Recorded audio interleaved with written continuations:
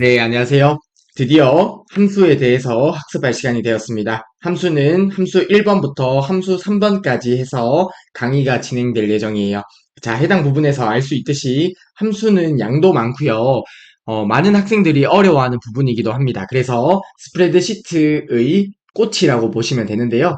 자, 해당 함수를 학습함에 있어서 많은 학생들이 어려워하는 것은 이해를 요구하는 부분이 다소 있기 때문입니다. 그래서 해당 부분을 어려워하긴 한데요. 제가 예전에 컴활 자격증을 준비했을 때 저는 반대로 이 함수 부분이 가장 재밌었습니다. 왜냐하면 함수 부분은 명료하고 답이 깔끔하게 나와요. 그래서 내가 조금씩 이해를 하다 보면 답도 명료하게 나오고 좀 재미를 붙일 수 있는 부분이 함수라고 생각을 합니다. 저는 정말로 개인적으로 컴퓨터 일반보다, 즉 암기식으로 어떤 걸 외우는 것보다 이런 함수 부분이 학습할 때 훨씬 더 재밌게 학습을 했었거든요. 제가 이러한 말씀을 드리는 이유는 학습을 시작함에 있어서 이해를 하고자 노력을 하면서 좀 재미를 붙이면서 학습을 하셨으면 좋겠다는 생각에 말씀을 드렸습니다. 자, 아무튼 바로 강의를 시작해 보도록 하겠습니다. 자, 첫 번째로 참조라고 나오네요. 자, 참조입니다. 수식에서 다른 셀을 이용할 때 그 값을 직접 입력하지 않고 셀 주소를 사용하는 것을 의미하는 것이 참조가 됩니다. 자, 예를 들어서 엑셀 시트가 있다고 가정해 보고요. A열, B열, C열이 있다고 가정해 볼게요. 그리고 1행, 2행, 3행이 있습니다. 자, A1 셀의 값이 3이 있고 B1 셀에 4, A2 셀에는 5, B2 셀에는 6이 있다고 가정해 볼게요. 그리고 C1 셀에 저희가 값을 입력할 건데요. 해당 부분에 3 더하기 4라고 적으면 결과가 7로 나오겠다. 그쵸? 자, 이렇게 3 더하기 4로 적는 것이 아니라 A1 셀 더하기 B1 셀로 입력을 해도 되겠죠. 그러면 결과도 7이 동일하게 나올 건데요. 왜냐하면 해당 부분에 3과 4가 있기 때문이죠. 자, 이렇게 되면 결과가 동일하게 나올 건데요. 아래쪽처럼 수식을 입력하게 되면 해당 부분이 참조가 되는 거예요. 자, 수식에서 값을 직접 입력하지 않고 셀 주소를 사용하는 것을 참조라고 하는 거예요. 자, 그러면 참조를 왜 이용하냐면요. 자, 해당 부분에서 아래쪽에 있는 C2셀의 값을 입력하려고 합니다. 자, 그러면 해당 부분에 5 더하기 6이라고 적어서 11이라는 결과를 가져와도 되고요. 아니면 해당 부분에서 채우기 드래그를 아래쪽으로 해도 됩니다. 수식을 직접 입력하지 않고 채우기 드래그를 하게 되면 아래쪽으로 셀의 주소가 변함에 따라서 아래쪽으로 바뀌기 때문에 행이 바뀌게 되는 거죠. 그래서 해당 행 번호가 바뀌면서 A2셀 더하기 B2셀이라고 입력이 되고요. 그러면 결과가 11이라고 동일하게 나오는 거예요. 자, 참조 당연히 이해가 안 가실 수밖에 없습니다. 하지만 해당 참조를 이해를 하면 수식을 되게 똑똑하게 작성할 수 있습니다. 그래서 해당 부분을 이해하고 넘어가셨으면 좋겠는데요. 그래서 아래쪽에 참조의 개념이 준비가 되어 있습니다. 함께 공부를 해볼게요. 자, 첫 번째로 상대 참조가 나오고요. 두 번째로 절대 참조가 나오고요. 세 번째로 혼합 참조가 나옵니다. 자, 하나씩 살펴볼게요. 자, 상대 참조고요. 아래쪽에 예시가 있는데요. A1셀, B2셀, C1셀, D3셀처럼 나타나면 해당 부분이 상대 참조가 되고요. 상대 참조의 정의를 보면 셀의 위치가 변동되면서 참조가 상대적으로 변하는 것이 상대 참조가 됩니다. 자, 여기에서 셀의 위치가 변할 때 참조가 상대적으로 변한다는 것이 상대 참조가 되고요. 아래쪽에 있는 예시를 통해서 살펴보도록 하겠습니다. 자, 해당 부분에 C1셀을 한번 볼게요. C1셀을 보게 되면 A1셀 더하기 B1셀이라고 나온다. 그쵸? 자, 2 더하기 3이 될 건데요. 자, 해당 부분에 수식을 이렇게 작성을 하고 아래쪽으로 채우기 드래그를 할 거예요. 자, 아래쪽으로 채우기 드래그를 한다, 그쵸? 아래쪽으로 채우기 드래그를 한다는 이야기가 행 방향으로 채우기 드래그를 한다는 의미가 되잖아요. 자, 그러면 해당 부분으로 행으로 채우기 드래그가 바뀜에 따라서 행 번호가 변경이 됩니다. 1행에서 2행으로 바뀌게 되는 것이죠. 그래서 C2셀에 수식을 직접 입력하지 않았는데 A2셀 더하기 B2셀의 결과를 구할 수 있는 거예요. 동일하게 아래쪽에 행으로 셀의 위치가 변동됨에 따라서 행이 이렇게 변경되는 것을 확인할 수 있습니다. 자, 그래서 상대 참조의 정의를 다시 보면 셀의 위치가 변함에 따라서 참조가 상대적으로 변하죠. 아래쪽, 즉 행방향으로 변함에 따라서 행방향으로 참조가 변하게 되는데요. 이렇게 상대적으로 참조가 변하는 것을 상대 참조라고 합니다. 자, 우선은 참조를 하나씩 살펴볼게요. 자, 두 번째로 절대 참조고요. 절대 참조의 예시가 있는데 절대 참조를 보면 열 앞에 달러 표시가 있고요. 행 앞에 달러 표시가 있는 것을 확인할 수 있습니다. 그러면 해당 달러가 고정하라는 의미라는 것을 알 수가 있는데요. 이렇게 열과 행 모두 고정한 것이 절대 참조가 돼요. 자, 아래쪽의 정의를 볼게요. 고정된 주소로 자, 고정된 주소가 절대 참조입니다. 자, 고정된 주소는 달러로 표시를 하는데 열과 행을 모두 고정한 거예요. 고정된 주소로 셀의 위치가 변동되어도 참조가 변하지 않는 것이 절대 참조가 됩니다.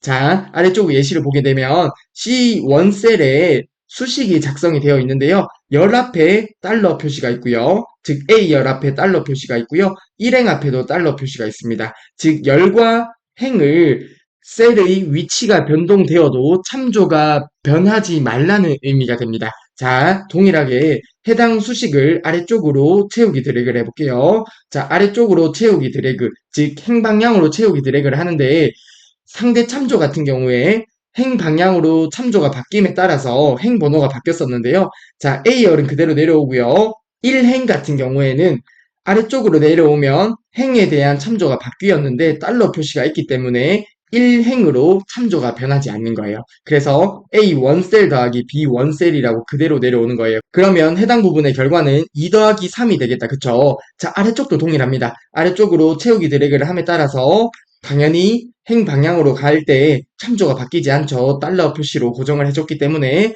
동일하게 C3셀도 A1셀 더하기 B1셀의 값이 표시가 되는 거예요. 자, 해당 개념이 절대 참조예요. 자, 고정된 주소로 셀의 위치가 변하여도 참조가 변하지 않는 것이 절대 참조가 됩니다.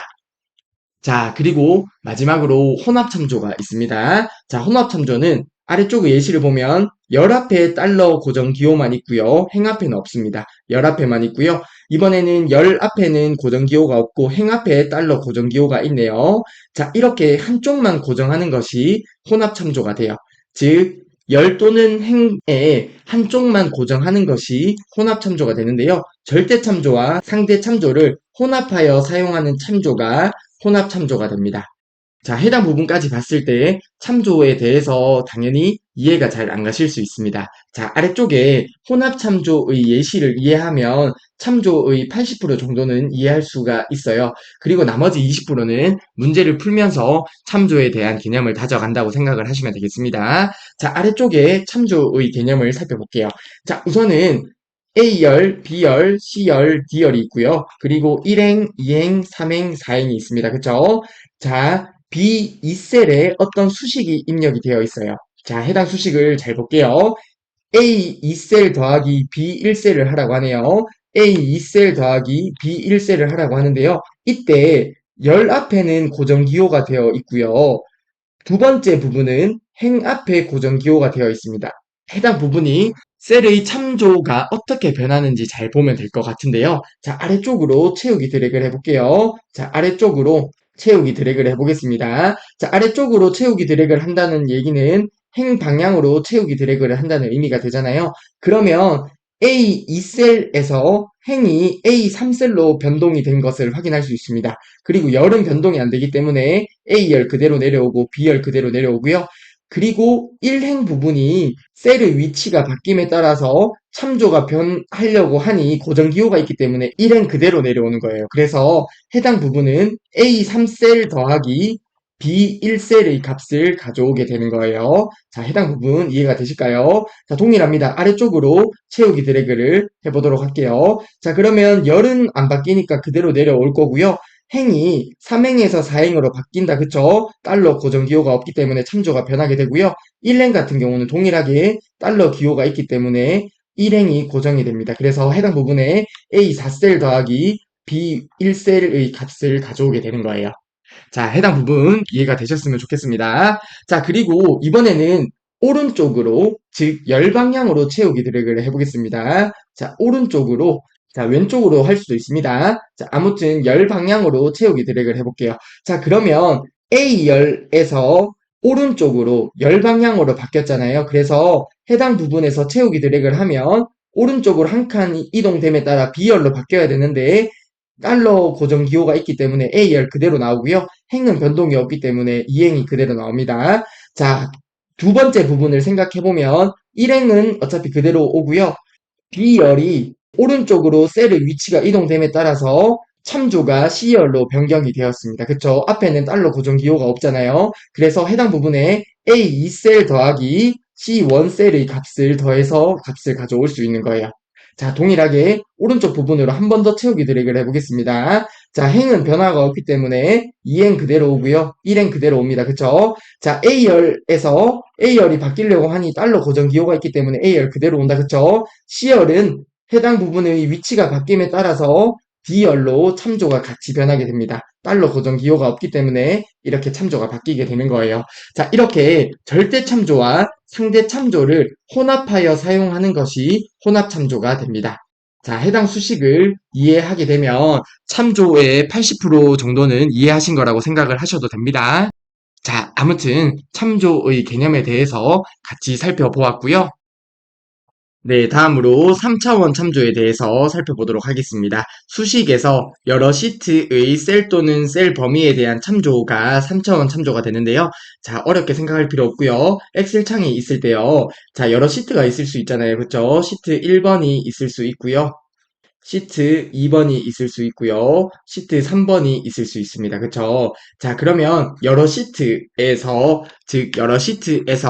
참조를 하는 것을 3차원 참조라고 하는 거예요. 자, 그리 어렵지 않다. 그쵸? 3차원 참조 시에 시트명이 나오고요. 셀 주소가 나오게 되는데요. 이때 시트명과 셀 주소를 느낌표로 구분을 하게 됩니다.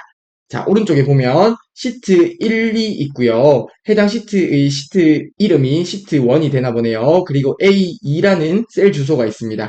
자, 시트명과 그리고 셀 주소를 느낌표로 구분을 해서 적어주게 됩니다. 자, 아래쪽에 해당 의미는 시트 3시트에서 B3셀을 의미하게 되는 거죠. 자, 그리고 시트명은 작은 따옴표로 묶어도 되고 안 묶어도 됩니다. 즉, 해당 부분에서 시트 1 느낌표 A2셀이라고 적어줘도 되고요. 아니면 시트명을 이렇게 느낌표로 묶어서 적어주어도 됩니다.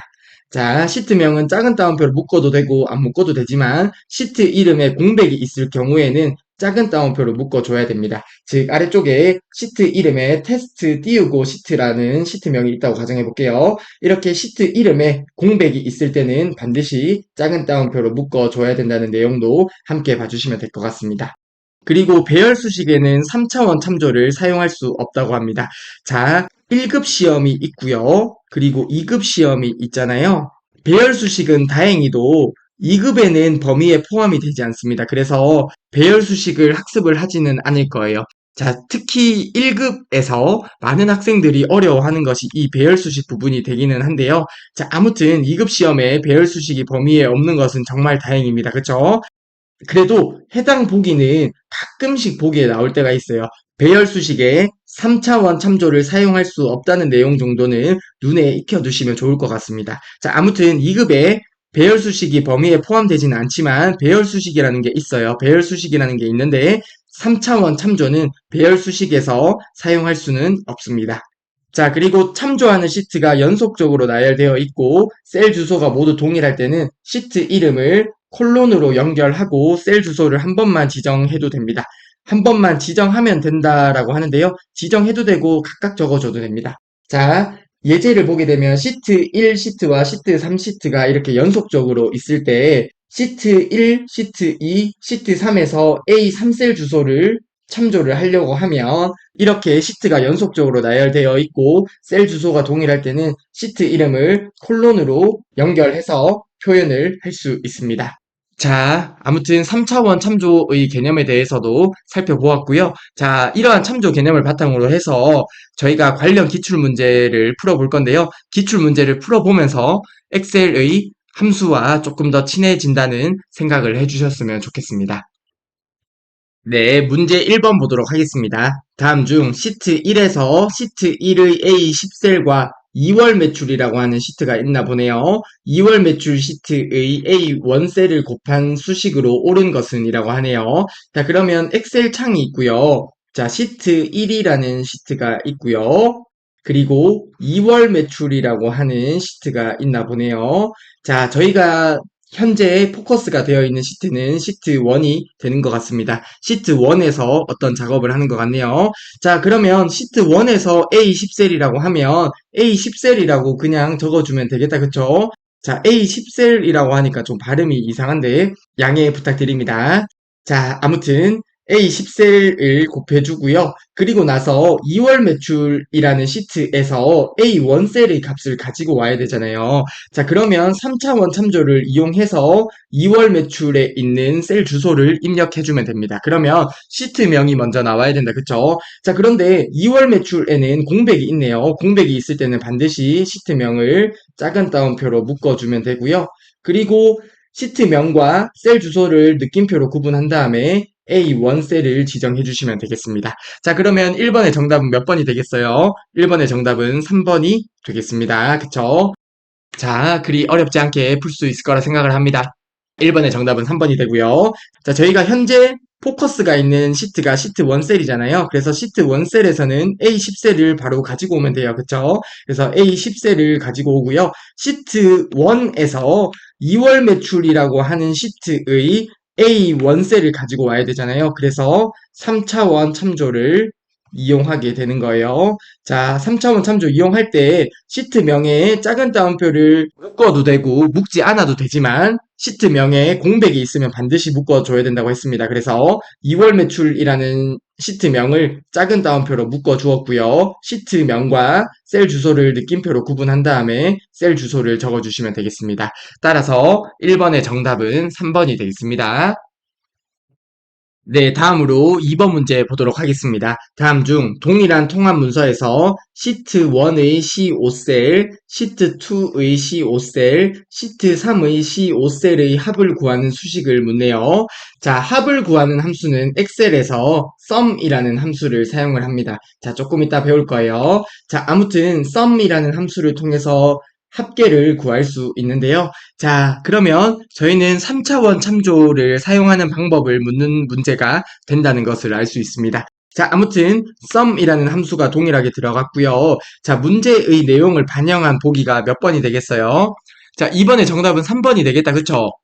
자, 참조하는 시트가 연속적으로 나열되어 있고 셀 주소가 모두 동일할 때는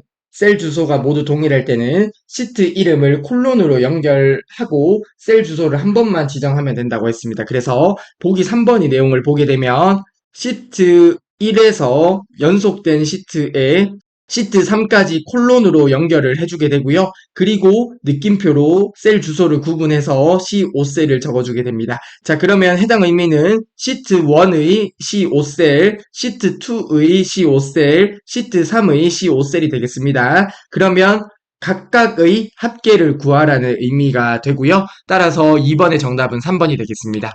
자, 참고적으로 해당 의미는 모두 동일한 의미가 되는데요. 자, 보기에 나온 것처럼 시트 1과 시트 3을 콜론으로 연결을 해서 표현을 할 수도 있고요.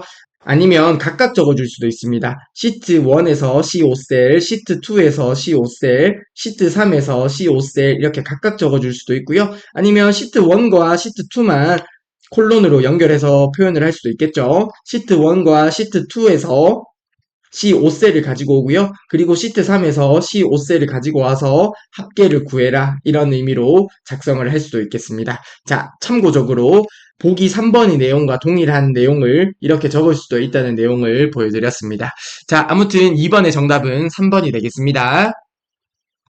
네, 다음으로 3번 문제 보도록 하겠습니다. 아래의 시트와 같이 누계를 구하기 위해 C2셀의 수식을 입력한 후 C3에서 C5 영역은 채우기 핸들을 이용하여 계산하려고 한다고 하네요. 다음 중 C2셀에 들어갈 수식으로 옳은 것은 이라고 합니다.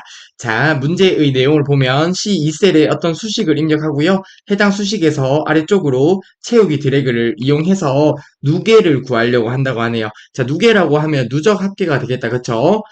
아래쪽의 데이터를 보면 2가 있고요. 2 더하기 1에서 3이 있고 3 더하기 3을 해서 6이 있고요. 6 더하기 4를 해서 10이 있네요. 자, 이렇게 누적 합계를 구하기 위한 수식을 묻는 문제가 되겠습니다. 자, 3번의 정답은 3번이 되겠는데요. 자, 왜 그런지 한번 살펴보면 해당 부분은 참조를 이용하면 풀 수 있는 문제입니다. 자, 합계를 구하기 위해서 썸을 적고요. 자, 첫 번째로 B2셀 부분은 고정이 되어야 된다. 그쵸? B2셀 부분은 고정이 되어야 되고요. 그리고 나오는 부분은 고정할 필요가 없습니다. 자, 왜 그러냐면요. 자, 해당 C2셀 같은 경우는 B2셀을 더해주면 된다. 그쵸? 그리고 나서 아래쪽으로 채우기 드래그를 하면 해당 부분의 합계가 구해져야 됩니다. 그래서 B2셀에서 B3셀까지가 더해져야 되는 거죠. 자, 그러면 아래쪽으로 채우기 드래그를 함에 따라서 행이 바뀐 거죠. 아래쪽으로 행이 바뀜에 따라서 이 행이 3행으로 바뀌는데요. 해당 부분은 달러 고정 기호가 되어 있기 때문에 이 행이 그대로 내려오는 거예요. 그래서 누적 합계를 구할 수 있는 거죠. 자, 아래쪽에 있는 해당 부분도 생각을 해보게 되면 채우기 드래그를 해서 저희가 값을 더해야 될 영역은 해당 부분이 됩니다. 동일하게 첫 번째 부분을 고정해주고 아래쪽으로 내려감에 따라서 B4라고 행이 참조가 바뀌면 되겠다. 그쵸? 자, 그러면 해당 영역의 합계, 즉 누적 합계가 잘 구해질 거예요. 따라서 3번의 정답은 3번이 되는 거예요. 자, 해당 부분에 첫 번째 오는 부분은 고정해준다는 것이 이번 문제의 포인트가 되겠습니다. 따라서 3번의 정답은 3번이 되겠고요. 네, 다음으로 썸 관련 함수를 살펴보도록 하겠습니다. 썸이면 합계를 구하는 함수였는데요. 합계 관련 함수라고 보시면 되겠습니다. 자, 썸은 합계를 구해주는 함수가 됩니다. 자, 썸, 인수의 합계를 구해주는 함수가 썸 함수가 되고요. 그리고 썸 if 함수가 있습니다. 조건 범위, 조건 합계 범위가 주어지는데요. 조건에 맞는 셀들의 합계를 구해주는 함수가 SUMIF 함수가 됩니다. 이때 조건은 한 개이고요. 아래쪽에 보면 SUMIF S 함수가 있는데요. 여러 조건을 사용할 때는 SUMIF S 함수를 사용을 합니다. 자, SUMIF S 함수를 보게 되면 합계 범위가 먼저 나오고요. 조건 범위, 조건 범위, 조건이 나오게 되는데요. 자, 해당 부분을 같이 좀 살펴볼게요. 자, 우선은 SUMIF 함수를 보게 되면 자, 조건을 적용할 범위를 먼저 지정해주고요. 해당 조건 범위에 지정할 조건을 작성합니다. 그리고 합계를 구할 범위를 지정하게 되고요. SUMIF S 함수는 합계 범위가 앞에 나와요. 자, 왜 그러냐면요. 조건 범위가 여러 개 있으면 즉 세 번째 조건이 있을 수도 있고 네 번째 조건이 있을 수도 있잖아요. 자, 그래서 합계 범위를 그냥 앞에 써주는 거예요. 그게 조금 더 속편하지 않을까요? 자, 아무튼 이렇게 기억을 하시면 덜 헷갈릴 거라고 생각을 합니다. 자, 아무튼 SUMIF S 함수는 여러 조건에 맞는 셀들의 합계를 구하는데요. 합계 범위를 먼저 적어주고요. 첫 번째 조건 범위가 나오고 첫 번째 조건 범위에 적용할 조건을 적어주고요. 두 번째 조건 범위를 적어주고 해당 조건 범위에 지정할 두 번째 조건을 적어주게 됩니다. 자, 이렇게 여러 조건에 맞는 셀들의 합계를 구하는 것이 SUMIF S 함수가 됩니다.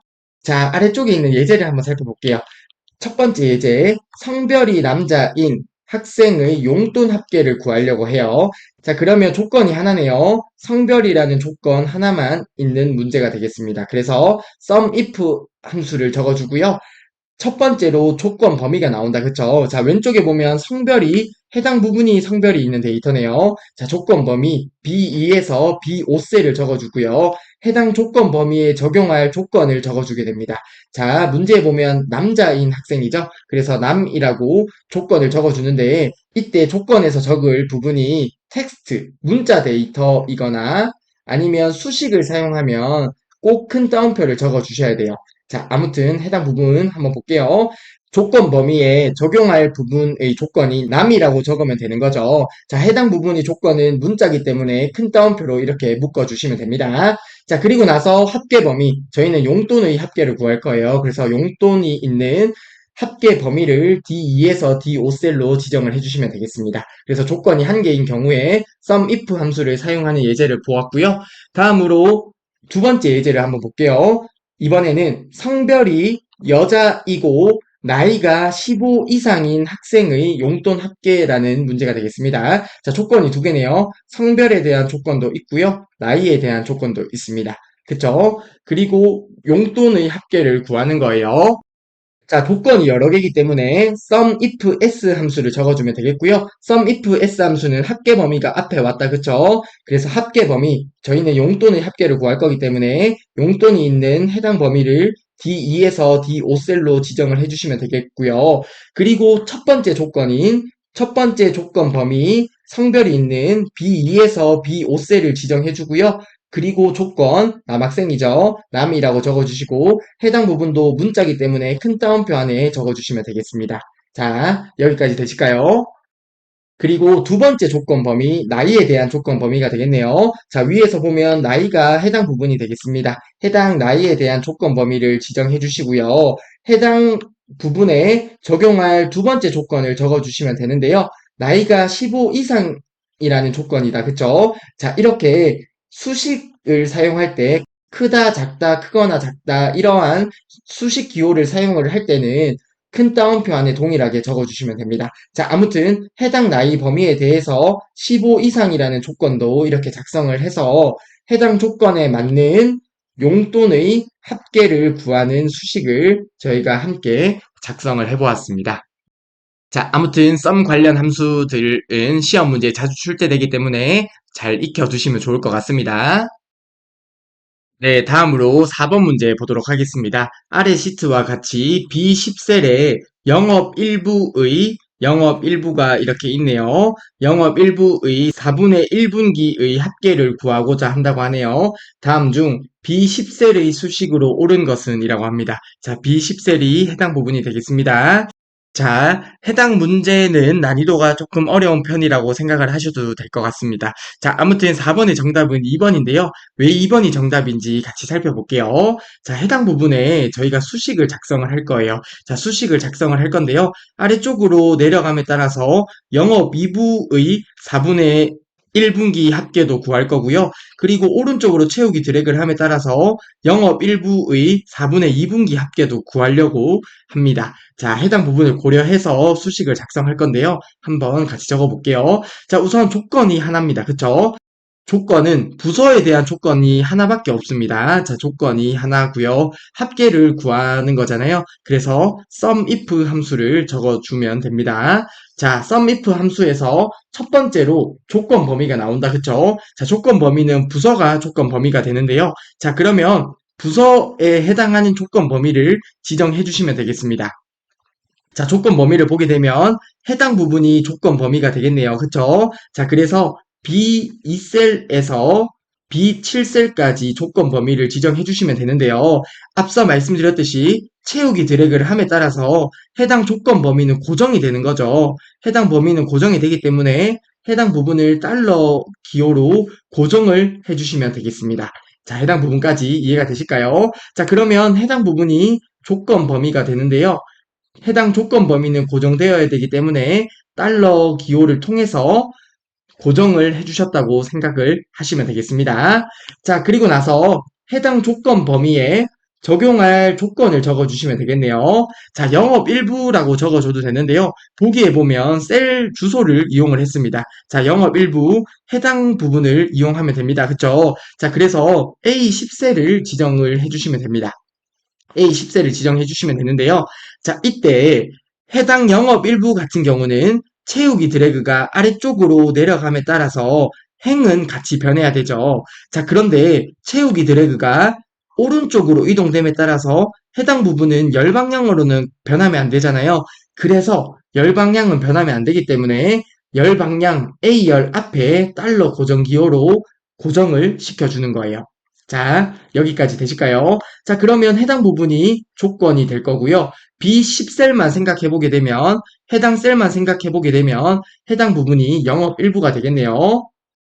자, 그리고 나서 합계 범위를 지정해 주시면 됩니다. 그쵸? 자, 합계 범위를 한번 생각해 볼게요. 합계 범위는 해당 부분을 지정해 주시면 되겠습니다. 그쵸? 해당 부분을 지정해 주시면 됩니다. 그래서 C2셀부터 C7셀까지 해서 해당 범위를 지정해 주시면 되겠습니다. 그러면 다 되었는데요. 자, 이때 오른쪽으로도 채우기 드래그를 할 거잖아요. 오른쪽으로 채우기 드래그를 함에 따라서 참조 범위가 이렇게 같이 바뀌어야 돼요. 그쵸? 4분의 1분기 합계고 4분의 2분기 합계잖아요. 그래서 해당 부분은 열이 고정이 되면 안 되고 행만 고정이 되어야 돼요. 그래서 행 앞에만 달러 고정 기호를 해주시고요. 열 앞에는 달러 고정 기호를 빼주셔야 됩니다. 왜냐하면 다시 한번 말씀드리면 자, 해당 부분에 대해서 해당 부분이 있습니다. 해당 부분이 채우기 드래그를 열 방향으로 하면 해당 부분도 같이 이동이 되어야 되죠. 그래서 열 앞에는 달러 고정 기호를 빼주셔야 되는 거예요. 자, 여기까지 되실까요? 자, 그러면 해당 부분의 의미를 생각해 보게 되면 저희가 합계를 구할 건데요. 4분의 1분기 합계를 구할 거예요. 자, 조건 범위가 부서인데요. 부서에서 영업 일부에 해당하는 합계를 구하라라는 의미가 됩니다. 따라서 4번의 정답은 2번이 되는 것이죠. 4번 문제의 참조와 SUMIF 함수를 통해서 문제를 조금 까다롭게 낸 유형이 되겠습니다. 자, 아무튼 4번 문제 지금 당장 100% 이해가 가지 않아도 괜찮습니다. 앞으로 함수 관련 문제를 많이 풀어볼 거예요. 그러면 자연스럽게 2회독, 3회독 하실 때는 생각보다 쉽게 해당 문제를 풀 수 있을 시간이 올 테니까요. 내가 이해를 하고자 노력을 하더라도 도저히 이해가 안 되면 앞에 문제를 학습을 하고 다시 2회독 하는 것도 아주 좋은 방법이 될 수 있습니다. 아무튼 4번의 정답은 2번이 되겠고요. 자, 해당 문제는 저희가 엑셀을 통해서 한번 실습을 함께 진행을 해보도록 하겠습니다. 네, 4번 문제와 동일한 데이터를 준비를 했는데요. 자, 4번 문제를 저희가 엑셀에서 직접 한번 수식을 입력해 볼게요. 자, B10셀에 수식을 입력하면 된다, 그쵸? 자, 해당 B10셀을 클릭을 하고요. 제가 해당 부분에 수식을 작성해 보도록 하겠습니다. 자, 조금 더 보기 좋도록 위쪽에 있는 수식 입력줄에서 작성을 하도록 하겠습니다. 자, 해당 부분에 SUMIF 함수를 적어주고요. 그리고 첫 번째로 조건 범위가 나와야 된다. 그쵸? 자, 문제에 보면 부서가 조건 범위였습니다. 자, 그래서 해당 부분에 대한 조건 범위를 지정해 주시면 되겠고요. 자, 조건 범위를 이렇게 지정을 하면 됩니다. 자, 해당 조건 범위는 고정이 되어야 되기 때문에 F4키로 고정을 해 주시면 됩니다. 자, 고정을 할 때 F4키를 눌러서 고정을 합니다. 자, 그리고 나서 해당 조건 범위에 대한 조건이 나와야 된다. 그쵸? 자, 조건은 해당 부분을 지정을 해주고요. 해당 부분은 채우기 드래그를 아래쪽으로 할 때는 행 방향으로 같이 변해야 돼요. 그쵸? 하지만 채우기 드래그를 오른쪽으로 하면 열 방향으로는 바뀌면 안 되잖아요. 그래서 열 방향 앞에만 달러 고정 기호를 해주시면 됩니다. F4키 누르고 한 번 더 눌러주시면 됩니다. 그래서 열 앞에는 달러 고정 기호로 고정을 해주시면 되겠습니다. 그리고 나서 합계 범위, 자, 4분의 1분기의 합계를 구하면 되죠. 해당 합계 범위를 지정해 주시면 되겠습니다. 해당 범위를 이렇게 지정해 주시면 되고요. 해당 범위는 자, 채우기 드래그를 오른쪽으로 함에 따라서 해당 범위는 같이 변해야 된다. 그쵸? 왜냐하면 해당 부분은 4분의 2분기 합계를 구하기 때문이죠. 그래서 F4키로 고정을 하는데 행은 고정이 되되 열 앞에는 고정이 되면 안 됩니다. 그쵸? 그래서 이렇게 달러 기호를 표시를 해주시면 되고요. SUMIF에 대한 괄호 닫고 엔터를 입력하면 됩니다. 그리고 아래쪽으로 채우기 드래그를 하고요. 오른쪽으로도 채우기 드래그를 해보도록 하겠습니다. 네, 저희가 4번 문제를 간단하게 실습을 해보았는데요. 자, 해당 수식을 한 번만 더 리뷰를 하고 다음 문제로 넘어가도록 하겠습니다. 자, 우선 B10셀을 한번 클릭해보고요. 자, 해당 수식을 살펴볼게요. 자, SUMIF 함수를 적어주었고요. 그리고 조건 범위가 나왔다, 그쵸? 해당 조건 범위, 부서가 있는 조건 범위 같은 경우는 고정이 되어야 된다, 그쵸? 왜냐하면 해당 부분에서 채우기 드래그를 아래쪽으로 함에 따라서 해당 영역은 고정이 되어야 되고 오른쪽으로 하더라도 해당 영역은 고정이 됩니다. 즉 조건 범위는 고정이 되기 때문에 전체를 달러 기호로 이렇게 묶어준 게 되겠고요. 그리고 조건이 나오는데요. 자, 해당 조건은 영업 일부가 됩니다. 그쵸? 자, 채우기 드래그를 아래쪽으로 함에 따라서 해당 부분은 같이 변해야 되죠. 그래서 행 앞에는 달러 고정 기호를 빼준 것을 확인할 수 있습니다. 그리고 나서 합계 범위가 4분의 1분기인데요. 합계 범위를 이렇게 지정을 해주었습니다. C2에서 C7셀까지 합계 범위를 지정했는데요. 자, 오른쪽으로 채우기 드래그를 함에 따라서 해당 부분은 참조 범위가 같이 바뀌어야 된다. 그쵸?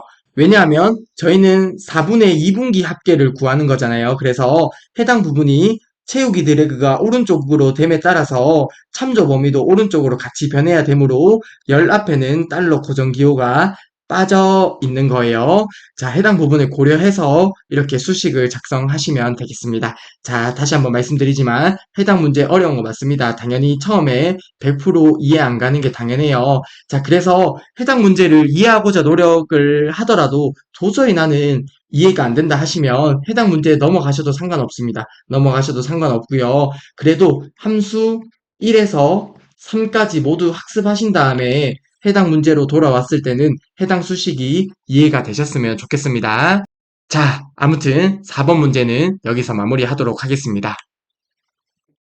네, 다음으로 5번 문제 보도록 하겠습니다. 자, 5번 문제 보기 전에 카운트 관련 함수를 살펴보고 5번 문제를 풀어보도록 할게요. 자, 카운트 함수가 있습니다. 자, 카운트는 개수와 관련된 함수인데요. 카운트 함수는 범위에서 숫자가 들어있는 셀의 개수를 구해주는 함수가 카운트 함수가 됩니다.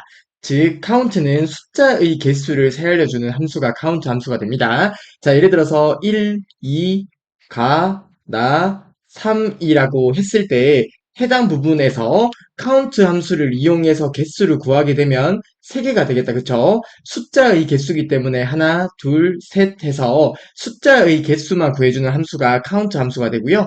그리고 카운트 A 함수가 있습니다. A를 all이라고 기억을 하셔도 되는데요. 범위에서 비어있지 않은 셀의 개수를 구해주는 함수가 count A 함수가 됩니다. 즉 모든 개수를 살려준다고 생각하면 되겠다. 그쵸? 자, 그러면 해당 범위에서 count A 함수를 통해서 개수를 구하게 되면 5가 출력이 되겠다. 그쵸? 범위에서 비어있지 않은 셀의 개수를 구해주는 함수이기 때문에 전체의 개수를 살려주겠네요. 자, 그리고 count if 함수가 나오네요. 자, count if 함수. 자, 범위가 있고요. 조건이 있습니다. 조건에 맞는 셀의 개수를 구해주는 함수가 count if 함수가 됩니다. 즉, 해당 범위에서 조건에 맞는, 즉, 조건에 참이되는 개수를 구해주는 함수가 count if 함수가 되고요. count if s 함수는 여러 조건에 맞는 셀의 개수를 구해주는 함수가 되겠다. 그쵸? 자, 첫 번째 범위에서 조건에 맞는 경우, 두 번째 범위에서 조건에 맞는 경우 이렇게 쭉 나열할 수 있는데 여러 조건에 맞는 셀의 개수를 구해주는 함수는 count if 함수가 됩니다. 자, 이렇게 count 관련 함수를 보았는데요. 자, count 관련 함수도 시험 문제에 자주 출제됩니다. 해당 부분도 기억을 해주셨으면 좋겠습니다. 자, count 관련 함수를 바탕으로 해서 5번 문제를 풀어볼게요. 아래 워크시트에서 A2에서 B8 영역을 참조하여 A2에서 B8 영역은 해당 영역이 되겠네요. E3에서 E7 영역의 학점별 학생 수를 표시하고자 한다고 하네요. 학생 수면 개수가 되겠다. 그쵸? 자, 이 3에서 이 7 부분에 학점은 해당 부분이 되겠네요. 학점별 학생 수를 구하고자 한다고 하네요. 다음 중 이 3셀에, 자, 이 3셀에 입력한 후 채우기 핸들을 이용하여 이 7셀까지 이렇게 채우기 드래그를 하려고 한다고 합니다. 이때 이 3셀에 입력할 수식으로 옳은 것은 이라고 하네요. 자, 우선 5번의 정답은 2번이 되는데요. 자, 한번 같이 볼게요. 자, 우선은 조건에 맞는 개수를 구하기 위해서 count if 함수를 적을 거예요. count if 함수를 적어주고요. 자, sum if 함수 같은 경우는 조건에 맞는 합계를 구해주는 함수였고요. 학생 수는 개수기 때문에 count if 함수를 적어주면 되겠습니다. 자, 그러면 보기 3번과 보기 4번은 안 되겠네요. 자, 보기 1번 아니면 보기 2번이 정답이 될 텐데요.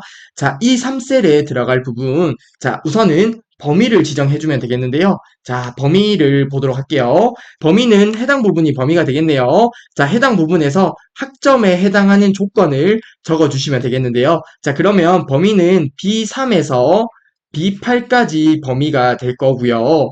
이때 채우기 드래그를 아래쪽으로 함에 따라서 해당 범위는 고정이 되어야 되죠. 그렇기 때문에 해당 범위 전체를 고정해 주시면 되겠습니다. B3에서 B8까지 해당 범위를 F4키를 통해서 고정을 해주시면 되겠습니다. 자, 따라서 2번이 정답이 되는 거예요. 해당 범위가 고정이 되어 있어야 되죠. 채우기 드래그를 아래쪽으로 함에 따라서 범위가 고정되어야 됩니다. 자, 해당 문제는 카운트 함수와 참조를 이해하는지의 여부를 묻는 문제가 되겠습니다. 자, 해당 범위를 지정해줬으면 해당 범위에 적용할 조건을 입력해주시면 되겠는데 조건은 해당 부분이 되겠다. 그쵸? 자, D3셀이라고 적어주시면 되겠습니다. 그러면 이 3셀을 기준으로 생각했을 때 해당 범위에서 해당 조건에 해당하는 개수를 두 개로 구할 거고요. A가 두 개 있네요. 자, 그리고 아래쪽으로 채우기 드래그를 이렇게 하잖아요. 채우기 드래그를 함에 따라서 해당 범위는 고정이 되고요.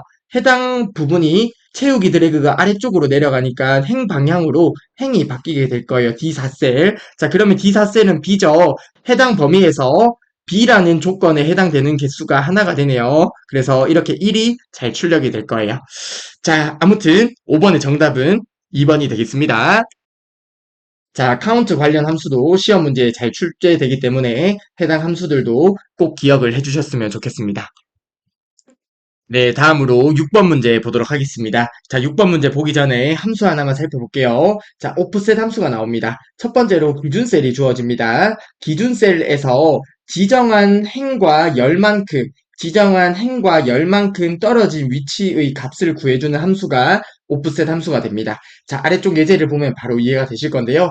자, 두 번째 예제를 먼저 보도록 할게요. 자, 오프셋 함수가 있고요. 기준셀이 A1셀이 되겠네요. 자, A1셀이 기준이고요. 이때 지정한 행이 2고 지정한 열이 1이네요. 그쵸? 그러면 두 행 떨어진 위치, 해당 부분에서 하나, 둘, 두 행이 떨어지고요. 그리고 나서 열이 하나 떨어진 곳이면 해당 부분이 되겠네요. 그쵸? 따라서 해당 수식의 결과로 8이 출력이 되는 거예요.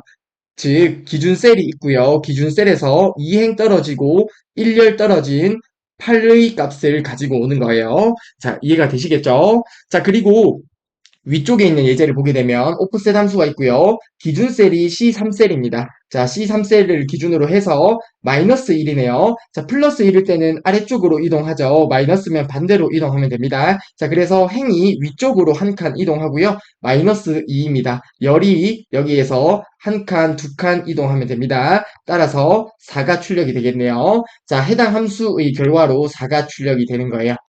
오프셋 함수 그리 어렵지 않다. 그쵸? 자, 오프셋 함수는 기준셀이 있고요. 기준셀에서 지정한 행과 열만큼 떨어진 위치의 값을 구해주는 함수예요. 그래서 해당 부분에 행이 2고 열이 1이라고 하면 행으로 하나, 두 개 이동하고요. 열로 두 개 이동해서 해당 부분의 값을 구해주는 함수가 오프셋 함수가 됩니다. 자, 그리고 인수 중에 대괄호 안에 인수가 들어가 있는 게 있는데요. 해당 부분은 적어도 되고 안 적어도 된다는 의미로 생각을 해주시면 됩니다. 즉 높이와 너비는 지정을 안 해줘도 상관이 없는 거예요. 자, 그런데 높이와 너비를 지정한 문제가 잘 출제는 되지 않습니다. 잘 출제는 되지는 않지만 그리 어렵지 않기 때문에 한번 같이 봐주시면 좋겠는데요. 높이는 말 그대로 높이예요. 자, 사각형에서 해당 부분이 높이가 된다. 그쵸? 해당 부분이 높이가 되고 해당 부분이 너비가 되는 거예요. 그쵸? 자, 해당 내용이랑 동일합니다. 자, 그러면 위에 있는 예제를 보게 됐을 때 C3셀을 기준으로 마이너스 한 칸, 그리고 마이너스 두 칸 이렇게 이동해서 4가 되잖아요. 만약 이때 높이를 2로 지정하고 너비를 1로 지정하면 해당 부분의 높이가 2기 때문에 4와 7인 범위를 가지고 오는 거예요. 자, 해당 부분 이해가 되실까요? 자, 그러면 6번 문제를 보면 바로 이해가 되실 건데, 자, 6번 문제 한번 같이 바로 보도록 하겠습니다. 다음과 같은 시트에서 A8셀에 아래의 수식을 입력했을 때 계산 결과로 올바른 것은 이라고 하네요. 자, 아래쪽의 함수를 보게 되면 카운트 함수가 있고요. 안쪽에 오프셋 함수가 있습니다. 그쵸? 자, 안쪽에 있는 오프셋 함수를 먼저 보도록 하겠습니다. 이때 기준셀이 D6셀이 기준셀이 되네요. 자, D6셀, 해당 셀이 기준셀이 되고요.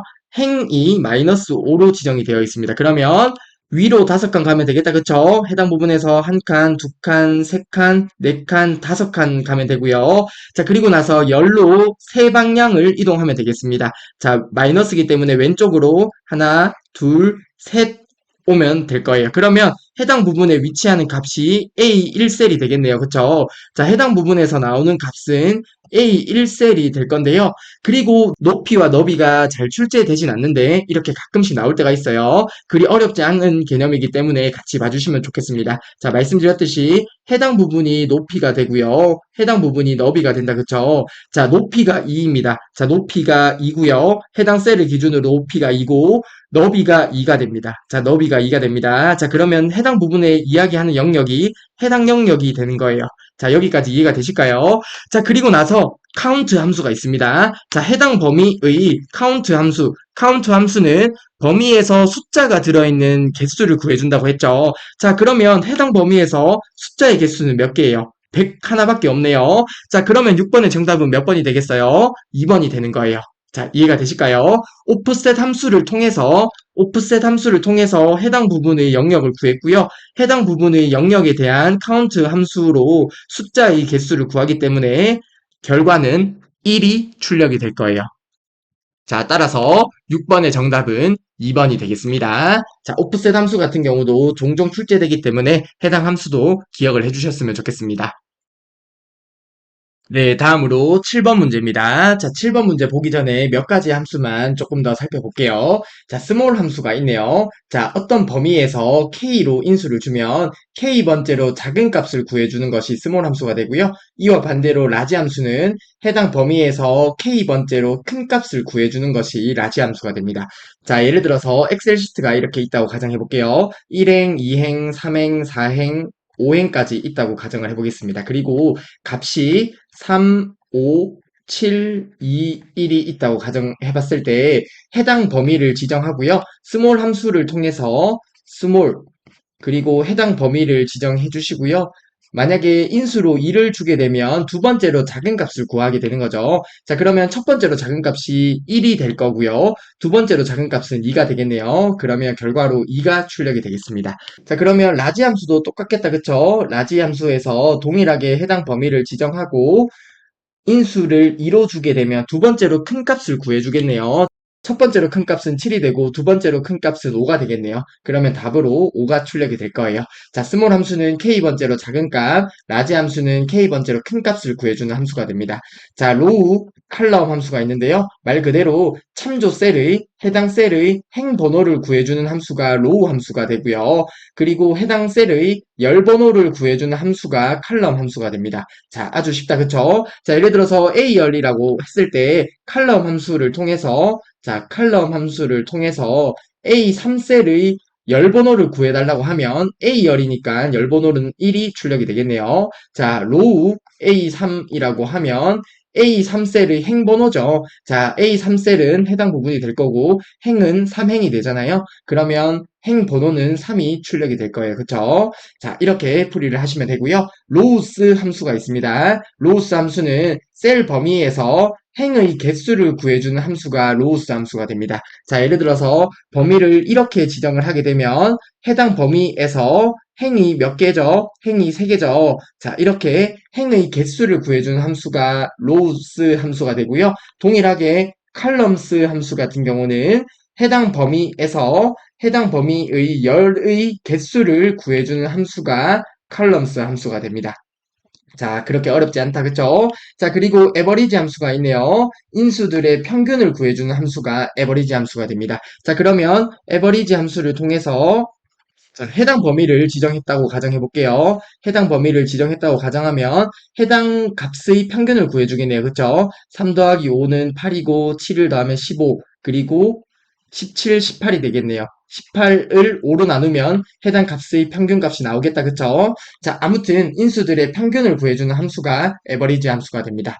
자, 이렇게 몇 가지 함수를 살펴보았는데요. 해당 함수를 바탕으로 해서 7번 문제를 풀어보도록 하겠습니다. 다음 중 아래의 워크시트에서 작성한 수식으로 결과값이 다른 것은 이라고 하네요. 자, 보기 1번부터 보도록 하겠습니다. 자, 우선 범위가 B1에서 B3까지 범위가 주어졌습니다.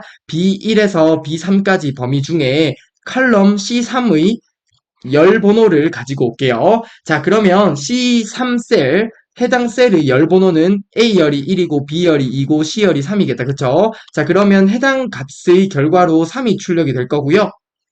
그리고 나서 해당 범위에서 세 번째로 작은 값을 가지고 오겠네요. 첫 번째로 작은 값은 30, 두 번째로 작은 값은 60, 세 번째로 작은 값은 70이 되겠습니다. 그러면 보기 1번의 결과로 70이 출력이 되겠습니다. 자, 그리고 보기 2번 보도록 하겠습니다. 자, 보기 2번도 스몰 함수가 있고요. 범위가 A1에서 B3셀이 범위가 되네요. A1에서 B3셀까지 해당 부분을 범위로 지정을 했고요. 그리고 에버리지 함수가 나옵니다. 자, 에버리지 함수 안에 이렇게 범위가 지정이 되어 있는데, 자, 해당 부분에서 에버리지 함수 안에 있는 부분을 한번 생각해 볼게요. 해당 부분에 세미콜론으로 나누어져 있는데요. 세미콜론은 행바꿈을 의미합니다. 즉 엑셀에서 해당 수식을 인식할 때 1, 2 있고요. 세미콜론은 행바꿈을 의미하기 때문에 2, 그리고 세미콜론이 있다 그쵸? 행이 바뀌고 3, 그리고 세미콜론 행이 바뀌고 4, 행이 바뀌고 5 이런 의미가 됩니다. 자, 참고적으로 조금 이따가 한 번 더 말씀드릴게요. 해당 부분에서 콤마로 구분이 되어 있으면요. 엑셀에서는 해당 콤마는 열이 바뀌는 걸 의미해요. 그래서 1, 열이 바뀌어서 2, 3, 4, 5 이런 식으로 인식이 됩니다. 참고적으로 해당 부분도 보시면 되겠습니다. 아무튼 간에 해당 범위에 대해서 에버리지 함수는 평균을 구해준다. 그쵸? 1, 2, 3, 4, 5의 평균을 구하면 3이 출력이 되겠다. 그쵸? 그러면 해당 부분의 결과는 3이 출력이 될 거고요. A1에서 B3셀까지 세 번째로 작은 값을 가지고 오게 될 거예요. 첫 번째로 작은 값은 10이고요. 두 번째로 작은 값 20, 세 번째로 작은 값은 30을 가져오겠네요. 따라서 보기 2번의 결과로 30이 출력이 될 거예요. 자, 그러면 보기 1번 아니면 보기 2번이 정답이 되겠습니다. 자, 그러면 보기 3번 보면 답이 나오겠네요. 자, 이번에는 라지 함수가 있고요. A1에서 B3셀 해당 부분을 범위 지정하면 되겠고요. 로우 A1셀이라고 합니다. A1셀의 행번호를 가지고 오라고 하네요. A1셀은 행번호가 1이 되겠죠. 그러면 해당 범위에서 첫 번째로 큰 값을 가지고 오겠네요. 첫 번째로 큰 값은 70이 되겠습니다. 따라서 보기 3번의 결과로 70이 출력이 될 거고요. 자, 7번의 정답은 2번인 것을 확인할 수 있겠습니다. 결과값이 다른 것은 보기 2번이 되겠네요. 자, 마지막으로 보기 4번도 한번 볼게요. 자, 라지 함수가 있고요. 이번에는 범위를 A1에서 C3셀까지 범위 지정을 했습니다. A1에서 C3셀까지 범위 지정을 했고요. 에버리지 함수 평균을 구하라고 하는데요. 자, 동일하게 범위가 이런 식으로 주어졌네요. 자, 세미콜론은 행바꿈을 의미한다고 했는데 1, 2, 3, 4, 5라고 범위가 주어진 것이랑 동일해요. 자, 아무튼 해당 부분의 평균을 구하게 되면 3이 나온다. 그쵸? 자, 그러면 3이 나오고요. 해당 범위에서 세 번째로 큰 값을 가지고 오라고 합니다. 자, 첫 번째로 큰 값은 90이 되겠네요. 그리고 두 번째로 큰 값은 80이 될 거고요. 세 번째로 큰 값은 70이 되겠습니다. 따라서 보기 4번에서 출력되는 결과도 70이 되겠습니다. 자, 그러면 7번의 정답은 2번인 것을 알 수 있습니다. 그리고 앞서 말씀드렸던 내용인데 세미콜론은 줄바꿈을 의미해요. 즉 행바꿈을 의미하죠. 자, 이렇게 세미콜론으로 구분되어 있으면 해당 부분은 행바꿈을 의미하고요. 콤마는 옆으로 이동, 즉 열바꿈을 의미합니다. 1,2라고 하면 열이 이렇게 바뀌는 것을 의미해요. 참고적으로 이런 것도 있다 정도 눈으로 보시면 될 것 같고요. 그리고 7번 문제에서 기억할 부분들은 해당 함수들은 그리 어렵지 않은 함수이므로 해당 함수들도 꼭 기억을 해주셨으면 좋겠습니다. 자, 아무튼 7번의 정답은 2번이 되겠습니다. 네, 다음으로 8번 문제 보도록 하겠습니다. 자, 8번 문제 보기 전에 함수 두 가지만 볼게요. AND 함수와 OR 함수가 있네요. 자, AND 함수 같은 경우에 AND는 뭐뭐이고라는 의미가 있다, 그쵸? OR 같은 경우는 또는의 의미가 있을 거예요.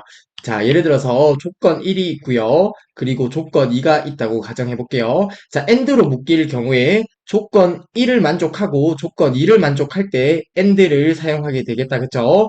자, 그리고 5월 같은 경우는 조건 1 또는 조건 2를 만족할 때 이때 5월을 사용을 할 거예요. 자, AND 같은 경우는 모든 조건이 참이면 참이 되고요. 5월은 조건 중 하나라도 참이면 참이 되는 게 5월이다. 그쵸? AND는 조건 1을 만족하고 조건 2도 만족하고 조건 3도 만족하고 즉 모든 조건이 참이면 참이 되고요. 5월 같은 경우는 조건 1을 만족하거나 조건 2를 만족하거나 조건 3을 만족하거나 즉 조건 중 하나라도 참이면 참이 되는 것이 5월 함수가 됩니다. 자, AND와 5월은 크게 어렵지 않다고 생각을 하고요. 바로 8번 문제를 보도록 하겠습니다. 다음 시트에서 A2에서 C6 영역을 볼까요? A2에서 C6 영역은 해당 영역이 되겠네요. 해당 영역을 선택한 후에 응시 인원수가 10 이상이고 해당 부분이 조건 1번이 되겠네요. 응시 인원수가 10 이상이고가 조건 1번이 되겠습니다. 그리고 이상 이고면 AND가 되겠다. 그쵸? 조건 1도 만족하고라는 의미가 되겠네요. 자, 그리고 평균 점수가 80 이상이면 평균 점수에 대한 조건 2번이 되겠습니다. 해당 부분이면 글꼴 스타일은 기울임꼴, 배경색은 노랑으로 설정하는 조건부 서식을 지정하려고 한다고 하네요. 자, 조건부 서식이 말 그대로 어떤 조건에 맞는 부분에 대해서 서식을 적용하는 것이 조건부 서식입니다. 저희가 8번 문제 풀고 간단하게 실습을 한번 해볼게요. 자, 아무튼 다음 중 조건부 서식의 수식 입력란에 입력할 수식으로 옳은 것은 이라고 하네요. 자, 8번 문제에서 이야기하는 것은 서식을 적용할 건데요. 조건부 서식에 맞게 해당 조건을 묻는 문제가 되겠습니다. 조건은 문제에 나와 있다. 그쵸? 조건 1번과 조건 2번을 만족하는 애에 대한 조건을 작성해 주시면 되겠습니다. 자, 그러면 AND 함수를 적어주면 되겠다. 그쵸? 자, 보기를 보면 모두 AND 함수가 적혀 있네요. 자, 그러면 나머지 부분에서 정답을 골라주시면 되겠는데요. 자, 우선 8번의 정답은 2번이 되고요. 왜 2번이 되는지 같이 볼게요. 자, 조건부 서식에서 저희가 조건을 적어줄 거예요. 자, 뭐뭐 이고기 때문에 AND 함수가 사용된다는 것을 알 수 있고요. 그리고 응시 인원수가 해당 부분에 있습니다. 그쵸? 자, 조건부 서식에서 적용할 범위가 해당 범위고요. 해당 범위에서 첫 번째에 있는 응시 인원수를 기준으로 해서 조건을 작성해 주시면 되겠습니다. 자, 문제 보면 응시 인원수가 10 이상이다. 그쵸? 자, B2셀이 10 이상이라고 적어주시면 되는데요. 이때 조건부 서식에서 행 단위로 서식이 적용되어 있는 것을 알 수 있습니다. 그쵸? 자, 이 말은 즉슨 열은 바뀌지 말고 아래쪽으로 내려가면서 행 단위로만 비교를 하라는 의미가 돼요. 그렇기 때문에 이렇게 행 단위로 조건부 서식의 조건을 설정할 때는 열 앞에 달러 고정 기호를 표시해 주시면 됩니다. 자, 수식을 적고 조금 더 설명드리도록 하겠습니다. 자, 아무튼 첫 번째 조건을 이렇게 적어주시면 되고요. 조건 2번, 평균 점수가 80점 이상, 점수가 해당 부분이 되겠네요. 자, 평균 점수 동일하게 열 앞에 달러 고정 기호 표시해 주시면 되고요. C2셀이 80점 이상이면 이라고 이렇게 조건을 적어주시면 되겠습니다. 그러면 조건부 서식에서 사용할 조건이 되고요. 해당 조건을 만족하는 경우에 서식이 적용되는 것이 되겠습니다. 서식은 글꼴 스타일 기울임꼴, 배경색 노랑으로 서식이 설정이 되겠네요. 자, 그러면 해당 부분에서 헷갈리지 말아야 될 것은 조건부 서식에 문제에 보면 행 단위로 이렇게 서식이 적용이 되어 있습니다. 그쵸? 행 단위에 대해서 조건부 서식을 적용하려고 하면 열 방향으로는 이동하면 안 될 거예요. 그렇기 때문에 열 앞에는 달러 고정 기호 표시를 해준다라고 생각을 해주시면 되겠습니다. 즉, 조건을 비교할 때 행 방향으로만 아래쪽으로 내려가면서 비교를 해야 되기 때문에 열 앞에는 달러 고정 기호를 표시해 주신다고 생각하시면 되겠습니다. 자, 따라서 8번의 정답은 2번이 되겠습니다. 자, 그리고 8번의 조건부 서식 문제를 간단하게 엑셀을 통해서 풀이를 해보도록 하겠습니다. 네, 8번 문제의 조건부 서식을 저희가 간단하게 실습을 해보도록 하겠습니다. 자, 문제에 보면 조건부 서식을 적용할 영역이 나오네요.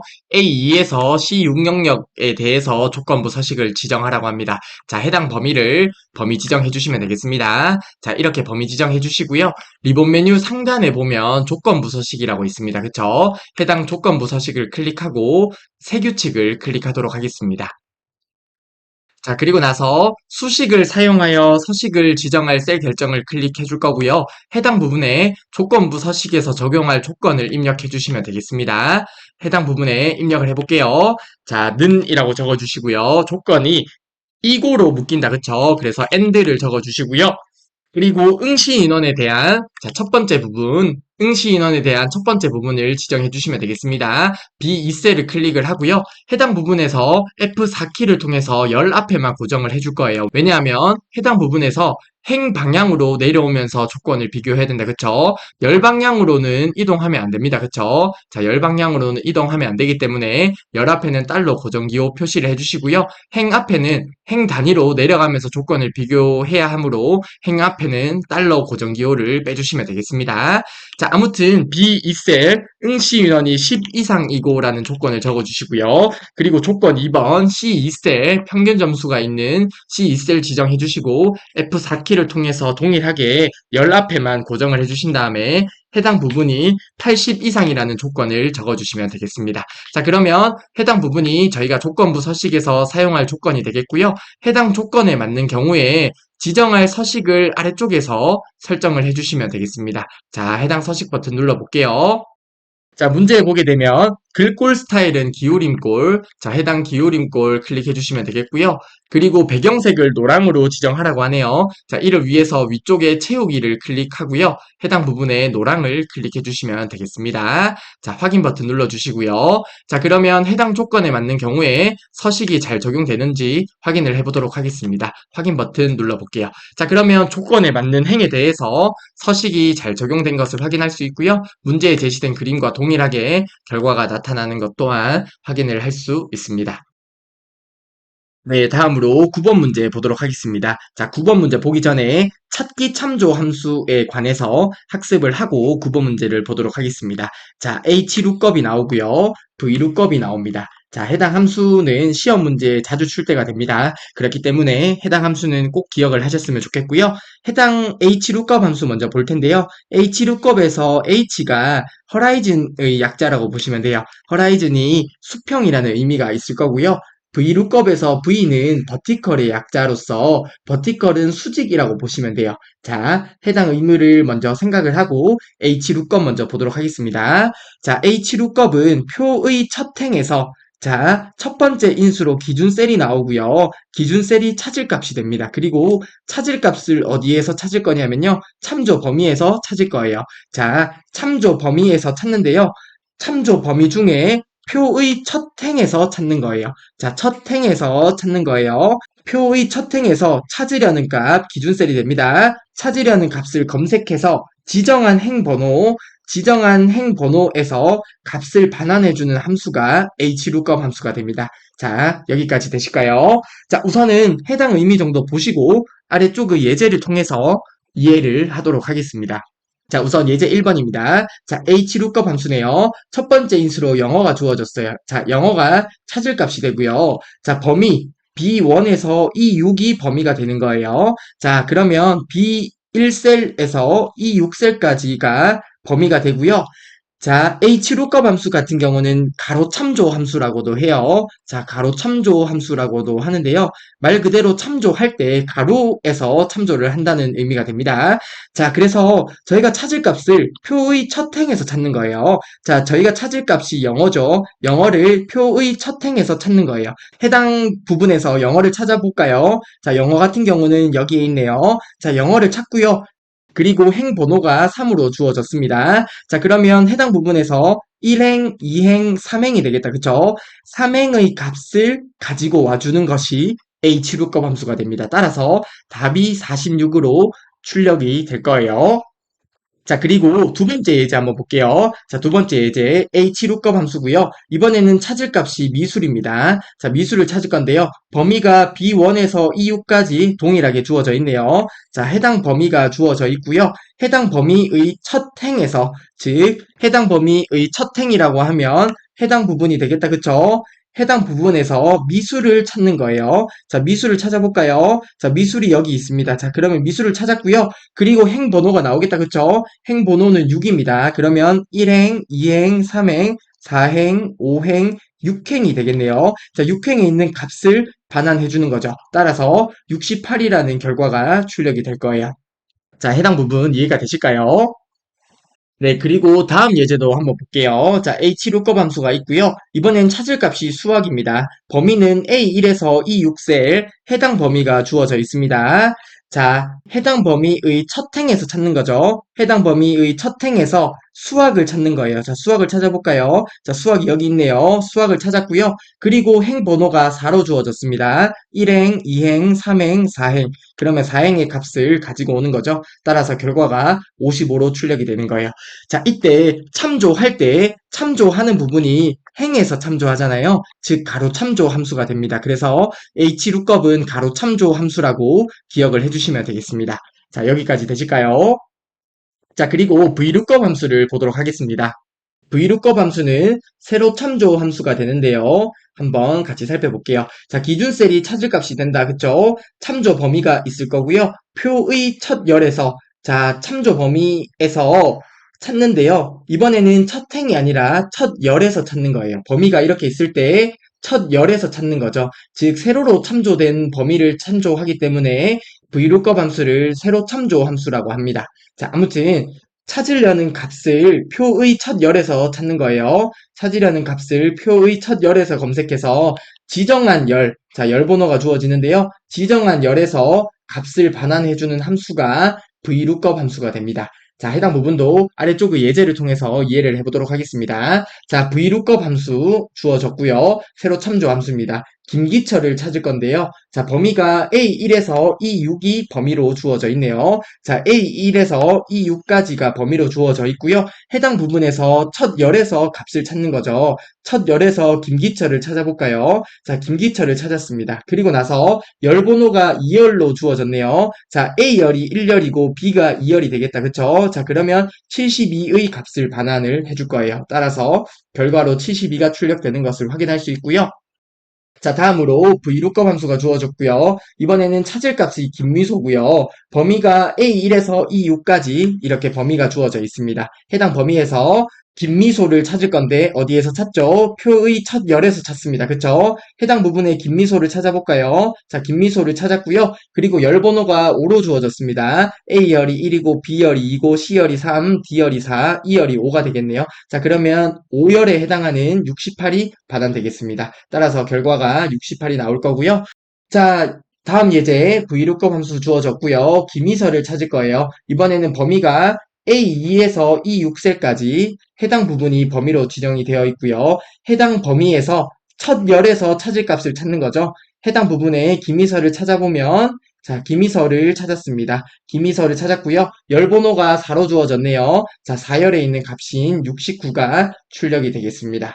자, 이렇게 V룩업은 찾을 값을 표의 첫 열에서 찾죠. 표의 첫 열에서 찾기 때문에 세로 참조 함수라고 부르는 거예요. 자, 해당 부분 이해가 되실까요? 자, 그리고 9번 문제 보기 전에 한 가지만 더 말씀을 드릴게요. H룩업과 V룩업에 동일하게 적용되는 내용인데요. 마지막에 있는 인수 K가 있습니다. 마지막에 인수 K가 있어요. 자, 0 또는 false를 지정하게 되면 정확하게 일치를 의미해요. 자, 저희가 봤던 예제들은 다 인수가 0으로 지정되어 있습니다. 자, 해당 의미는 영어라는 값을 찾을 건데 표의 첫 행에서 정확하게 일치하는 값을 찾을 때 0 또는 false를 지정하게 됩니다.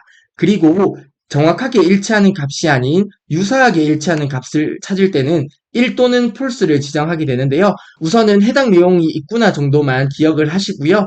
우선 9번 문제를 풀어보고 관련된 문제가 나올 때 해당 부분에 대해서 조금 더 설명을 드리도록 하겠습니다. 참고적으로 해당 부분도 같이 기억을 해주셔야 됩니다. 해당 부분도 꼭 기억을 해주세요. H룩업과 V룩업에서 동일하게 적용되는 거예요. 자, 다시 한번 말씀드리면 마지막에 오는 인수 K 같은 경우에 0 또는 false를 지정하게 되면 정확하게 일치하는 값을 가져오게 되고요. 만약에 K 자리에 1 또는 true를 지정하게 되면 유사하게 일치하는 값을 가지고 오게 됩니다. 자, 해당 내용도 꼭 함께 기억을 해주세요. 관련 내용은 관련된 문제에서 조금 더 설명을 드리도록 하겠습니다.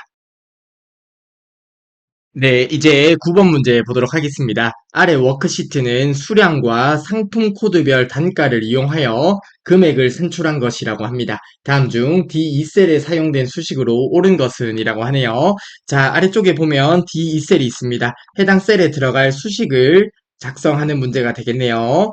자, 해당 부분은 수량 곱하기 상품 코드별 단가로 구한다고 하네요. 자, 수량은 해당 부분이 되겠고요. 그러면 수량 부분에 C2셀을 곱해주면 될 거예요. 자, C2셀을 이렇게 곱해주면 될 거고요. 그 다음에 VLOOKUP 함수를 통해서 상품 코드별 단가를 가지고 오면 되겠습니다. 자, 아래쪽에 보면 상품 코드별 단가가 있네요.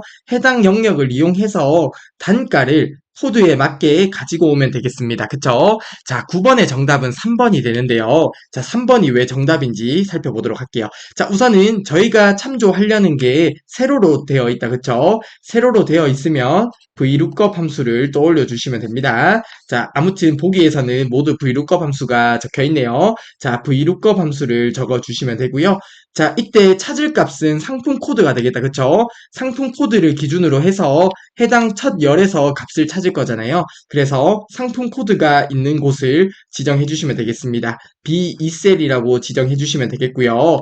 그리고 나서 참조할 범위를 지정해 주시면 되겠는데요. 자, 참조 범위를 지정해 줄게요. 자, B8셀부터 C10셀까지 범위를 지정해 주시면 되겠습니다. 해당 부분을 범위 지정해 주시면 되겠는데요. 해당 범위는 고정이 되어야 된다. 그쵸? 자, 해당 부분은 B8셀부터 C10셀까지 해서 참조 범위를 지정해 주시면 되는데 해당 부분은 고정이 되어야 됩니다. 왜냐하면 채우기 드래그를 아래쪽으로 함에 따라서 해당 범위가 다시 해당 참조 범위가 변하면 안 된다. 그쵸? 그렇기 때문에 F4키로 해당 부분을 고정해 주시면 되고요. 해당 영역에서 저희가 가져올 열은 1열, 2열 중에 단가가 있는 2열을 가지고 올 거잖아요. 그래서 2를 지정해 주시면 됩니다. 그리고 상품 코드는 정확하게 일치하는 값을 들고 오게 되죠. 그래서 0 또는 false를 지정해 주면 됩니다. 자, 보기에 보면 false라고 지정이 되어 있네요. 자, 0이라고 적어 주셔도 됩니다. 자, 아무튼 이렇게 적어주시면 C2셀의 수량과 VLOOKUP 함수를 통해서 가져온 상품 코드별 단가를 곱해서 금액을 산출하게 될 거예요. 따라서 9번의 정답은 3번이 되겠습니다. 자, 해당 부분 이해가 되실까요? 자, 그리고 D2셀에 이렇게 수식을 작성하고요. 아래쪽으로 채우기 드래그를 했다고 가정해 볼게요. 그러면 수량이 있는 C2셀 같은 경우에 해당 부분에서 참조가 같이 바뀌어야 되겠다. 그쵸? 그래서 C3셀로 이렇게 참조가 바뀌게 될 거고요. 해당 부분이 아래쪽, 즉 행방향으로 내려옴에 따라서 행방향으로 같이 변화가 있어야 돼요. 그래서 행 앞에는 달러 고정 기호가 절대 있으면 안 되겠다. 그쵸? 그리고 나서 VLOOKUP 함수가 될 거고요. 그리고 해당 찾을 값 같은 경우에도 해당 상품 코드도 아래쪽으로 참조가 같이 바뀌어야 된다. 그쵸? B3셀이라고 내려올 거고요. 해당 범위는 고정이 되겠다. 그쵸? 해당 범위는 F4키로 고정을 했기 때문에 범위가 그대로 나올 거고요. 해당 2열도 숫자는 그대로 나올 거예요. false 이렇게 그대로 나오게 될 거예요. 그러면 해당 부분이 D3셀의 수식이 되겠네요. 자, 그러면 D3셀의 수식은 C3셀의 수량과 VLOOKUP 함수를 통해서 B3셀에 있는 해당 상품 코드를 통해서 해당 범위에서 값을 가져오는 게 될 거예요. 자, 해당 부분 이해가 되셨으면 좋겠습니다. 자, 아무튼 9번의 정답은 3번이 되겠고요. 자, 저희가 9번 문제도 간단하게 엑셀을 통해서 실습을 진행해 보도록 하겠습니다. 네, 9번 문제를 엑셀을 통해서 풀어볼게요. 자, 문제에 보면 D2셀에 들어갈 수식을 묻는 문제가 되었었다. 그쵸? 해당 부분에 수식을 작성해 보겠습니다. D2셀을 클릭하고요. 저는 위쪽에 있는 수식 입력줄에서 수식을 작성하도록 하겠습니다. 자, 우선 는을 입력하고요. 수량을 곱해야 된다. 그쵸? 수량을 지정해 주시고 곱하기 눌러 주시고요. 그리고 나서 VLOOKUP 함수를 통해서 값을 가지고 올 거예요. 자, VLOOKUP 함수를 통해서 해당 영역에서 값을 가지고 올 건데요. 이때 찾을 값이 상품 코드를 기준으로 찾게 되는 거죠. 그래서 상품 코드를 찾을 값으로 지정해 주시면 되겠습니다. 자, 상품 코드 클릭해 주시고요. 그리고 나서 해당 영역은 고정이 되어야 되는 영역이다. 그쵸? 그래서 해당 영역을 범위 지정해 주시고요. F4키로 고정을 해 주시면 되겠습니다. 그리고 해당 영역에서 저희가 찾을 값을 찾은 다음에 값을 가져올 단가 같은 경우는 2열에 있다. 그쵸? 그래서 열 번호를 2로 지정해 주시면 되겠고요. 그리고 일치 옵션은 0 또는 false를 지정해 주시면 되겠다. 그쵸? 자, false라고 지정을 하겠습니다. 그리고 엔터 버튼 눌러볼게요. 그리고 아래쪽으로 채우기 드래그를 하면 되겠습니다. 그러면 문제에 제시된 그림과 같이 결과가 동일하게 나타나는 것을 확인할 수 있습니다. 네, 다음으로 10번 문제 보도록 하겠습니다. 다음 중 아래 시트에서 C2에서 G3 영역을 참조하여 해당 부분이 되겠네요. C5셀의 점수값에 해당하는 학점을 C6셀에 구하기 위한 함수식으로 옳은 것은 이라고 합니다. 자, C5셀에 점수가 있네요. 해당 점수에 해당하는 학점을 가지고 오라는 문제가 되겠습니다. 자, 10번의 정답은 3번이 되는데요. 왜 3번이 정답인지 보도록 할게요. 자, 우선은 저희가 찾으려고 하는 점수가 표의 첫 행에 있다. 그쵸? 자, 첫 행에 있습니다. 그쵸? 자, 그래서 가로 참조가 되는 거죠. 자, 가로 참조이면 어떤 함수를 떠올리면 돼요? hlookup 함수를 떠올리면 되겠습니다. 따라서 보기 1번과 2번은 정답이 안 되겠네요. 보기 3번 아니면 4번이 정답이 되겠는데요. 자, 왜 보기 3번이 정답인지 보도록 하겠습니다. 자, 우선은 hlookup 함수를 저희가 직접 한번 적어볼게요. 자, hlookup 함수를 적어주시고요. 자, 찾을 값은 점수가 찾을 값이 되겠다. 그쵸? 자, 점수가 있는 C5셀을 지정해 주시면 되겠고요. 그리고 참조 범위가 해당 범위가 되겠네요. C2셀에서 G3셀이 참조 범위가 됩니다. 그리고 해당 부분에 학점을 구하고 채우기 드래그를 하지 않기 때문에 뭐 달러 표시를 해주셔도 되고 안 해주셔도 됩니다. 자, 아무튼 해당 보기에는 없기 때문에 달러 표시를 일단 안 해볼게요. 자, 그러면 해당 찾을 값을 해당 범위의 첫 행에서 값을 찾는 거고요. 값을 가져올 행 번호를 지정해 주시면 되겠습니다. 저희는 학점을 가져올 거죠. 1행, 2행 중에 2행에서 값을 가지고 올 거예요. 해당 범위에서 1행, 2행 중에 2행에서 값을 가지고 오는 거죠. 자, 그리고 나서 true 또는 false를 지정해 주시면 되는데요. 자, 점수를 보게 되면 76점은 0, 60, 70, 80, 90 중에 정확히 일치하는 값이 없죠. 어떤 점수 구간 중에 구간에 해당하는 학점을 가지고 올 거예요. 즉, 정확하게 일치하는 값이 아니라 유사하게 일치하는 값을 가지고 오기 때문에 true 또는 1을 지정해 주시면 됩니다. 자, 해당 문제 이렇게 풀면 돼요. 따라서 10번의 정답은 3번이 되는 것이죠. 마지막에 있는 인수 true 또는 false를 지정하는 문제의 내용을 아는지 묻는 문제가 되겠습니다. 자, 따라서 10번의 정답은 3번이 되겠습니다. 자, 해당 부분에서 true 또는 1이 지정되는 유사하게 일치의 경우를 함께 살펴보았는데요. 자, 참고적으로 한 가지만 말씀을 드리면 해당 부분의 정답은 C가 나오게 돼요. 자, 여기서 76이라는 값은 70과 80 사이에 위치하잖아요. 해당 부분에 사이에 위치할 때 앞쪽에 있는 값을 반환해주게 됩니다. 따라서 학점으로 C가 나오게 되는 거예요. 자, 참고적으로 말씀을 드리면 유사하게 일치일 때 참조하는 범위, 즉 해당 부분에서는 점수가 있는 범위가 되겠다. 그쵸? 점수가 있는 범위는 기본적으로 오름차순이어야 됩니다. 자, 이해가 안 가더라도 일단은 보시면 좋겠습니다. 자, 해당 범위가 오름차순이어야 되고요. 그리고 어떤 사이에 위치하는 값이 있을 때, 자, 예를 들어서 해당 부분과 해당 부분 사이에 차질 값이 위치한다고 하면 앞에 있는 값을 반환해주게 돼요. 자, 왜 그렇냐고 물어보시면 엑셀에서 이렇게 만들어져 있다고 보시면 돼요. 그냥 HLOOKUP이나 VLOOKUP 함수 자체가 이렇게 만들어져 있다고 생각을 하시고요. 해당 부분이 크게 이해가 가지 않으면 그냥 이런 게 있구나 정도로 생각하고 넘어가셔도 크게 무방합니다. 사실 시험 문제 풀 때 그리 중요하지 않은 부분이 될 수 있거든요. 참고적으로 해당 부분까지 기억을 하시면 너무나 좋을 것 같습니다. 자, 다시 한번 말씀드리면, 자, 예를 들어서 10, 20, 30, 40, 50이 있고요. A, B, C, D, E가 있다고 가정을 해보겠습니다. 자, 해당 영역이 있다고 가정을 하고요. 저희가 찾으려는 점수가 25점입니다. 25점에 해당하는 등급을 구하려고 해요. 이때 세로 참조다, 그쵸? 참조할 범위가 세로로 되어 있기 때문에 VLOOKUP 함수를 통해서 구해주면 될 거고요.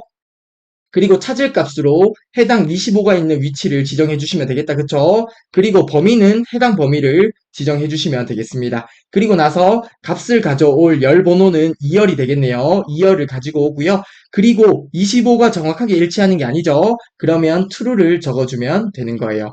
해당 부분이 유사하게 일치를 사용하는 경우가 된다고 보시면 되고요. 그리고 이때 유사하게 일치를 사용하는 경우에 해당 범위는 오름차순이 되어 있어야 됩니다. 오름차순은 갈수록 값이 커지는 것을 오름차순이라고 해요.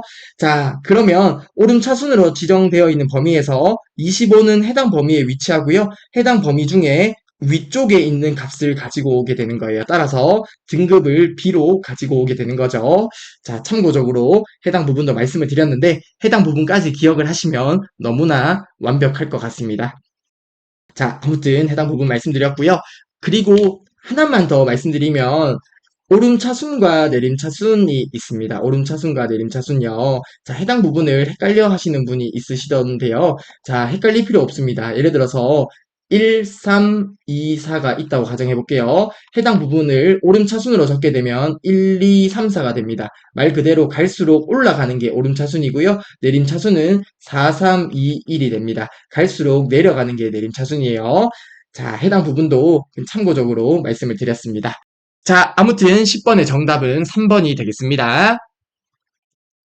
네, 다음으로 11번 문제 보도록 하겠습니다. 자, 11번 문제 보기 전에 인덱스 함수를 살펴볼게요. 자, 인덱스 함수에서 범위가 주어지고요. 범위에서 해당 범위를 의미합니다. 행 번호와 열 번호에 위치한 데이터를 반환해주는 함수가 인덱스 함수가 되는데요. 이때 행 번호와 열 번호를 지정해주게 됩니다.